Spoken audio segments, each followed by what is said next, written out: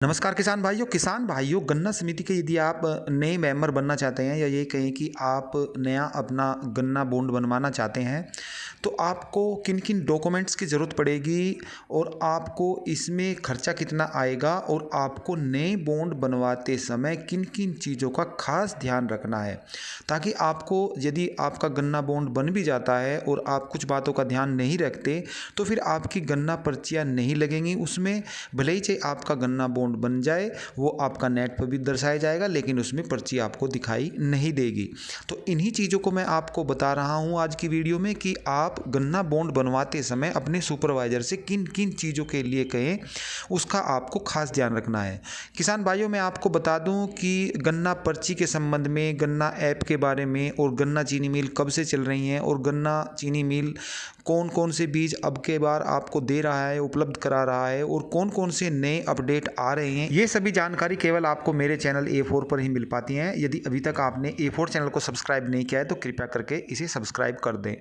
तो चलिए किसान भाइयों पहले मैं आपको बताऊंगा कि आपको किन किन सामान की ज़रूरत पड़ती है नया गन्ना बॉन्ड बनवाने के लिए। तो आपको इसके लिए सबसे पहले अपने गन्ना सुपरवाइज़र को मिलना होगा जो गन्ना समिति का सुपरवाइज़र होता है।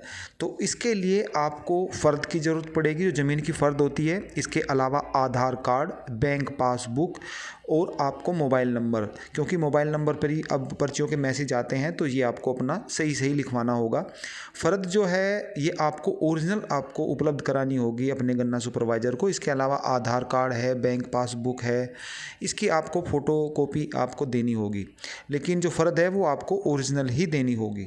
और इसके अलावा आपको 221 रुपये देने होंगे क्योंकि 221 रुपये की ही रसीद कटती है और वो आप अपने पास रखें रसीद कटवा कर, क्योंकि उसकी आपको आगे भी आवश्यकता पड़ेगी। इसके अलावा किसान भाइयों अब शिक्षा है, आपकी उम्र क्या है, आपने कितनी शिक्षा प्राप्त किया है, ये सब डेटा भी गन्ना सुपरवाइज़र को बताया जाता है, वो इसको फीड करता है। तो अब सभी कुछ डेटा आपके गन्ना नए बॉन्ड में जब बनते हैं तो उसमें फीड होता है। अब आपको क्या खास बात की ध्यान रखना है, ये आप बात ध्यान रखें कि जब भी आप अपना गन्ना सुपरवाइज़र से नया गन्ना बॉन्ड बनवाएं तो एक तो उसमें आप जितना भी आपका कल्चर एरिया है वो पूरा का पूरा उसमें चढ़वाएं। क्योंकि किसान भाई कई बार ऐसा सोचते हैं कि जैसे कि कुछ किसान भाइयों के मैं उदाहरण के लिए बताऊं कि कई फ़र्द में नाम होते हैं तो वो एक फ़र्द देकर ही अपना गन्ना बॉन्ड बनवा लेते हैं, तो इससे उनका जो कल्चर एरिया होता है वो कम रह जाता है और भविष्य में बहुत ही कठिनाई का सामना करना पड़ता है। उनको पर्ची इतनी ही कम लगती हैं, जिसका जितना ज़्यादा कल्चर एरिया होगा उसकी पर्ची भी उतनी ज़्यादा लगेंगी। तो जितने भी आपकी फ़र्द में नाम है वे सभी के सभी आप गन्ना सुपरवाइज़र को उपलब्ध कराएं और ज़्यादा से ज़्यादा अपना कल्चर एरिया उसमें चढ़वाएं। इसके बाद आपको ये खास बात याद रखना है कि जितना भी आपका कल्चर एरिया है पूरे के पूरे में आप अपना कैन एरिया दिखाएं, यानी कि सुपरवाइज़र से कहें कि हमारी सभी ज़मीन में, पूरे की पूरी ज़मीन में गन्ना खड़ा है, तो वो जितनी भी आपका कल्चर एरिया होगा इतना ही कैन एरिया उसमें दिखा देगा। वरना कई बार होता है कि यदि कैन एरिया कम दिखाया जाएगा तो जब नया बॉन्ड बनेगा आपका उसमें पर्ची बहुत ही कम लग पाएंगे। यहाँ आप ये ना समझे कि हमारा कल्चर एरिया काफ़ी है तो हमारी पर्ची भी ज़्यादा लग जाएंगी। उसमें पूरे के पूरे में यदि कैन एरिया भी गन्ना सुपरवाइज़र आपको दर्शाता है, आपके गन्ना बॉन्ड में दर्शाता है, तभी आपकी पर्चियाँ ज़्यादा लगेंगी वरना नहीं लगेंगी।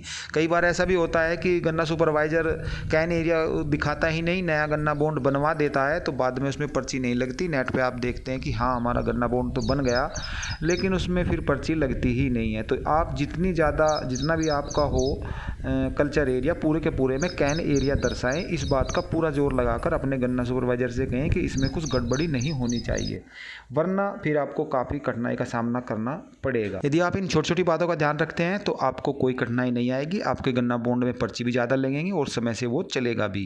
फिर मिलते हैं ताज़ा अपडेट के साथ, तब तक के लिए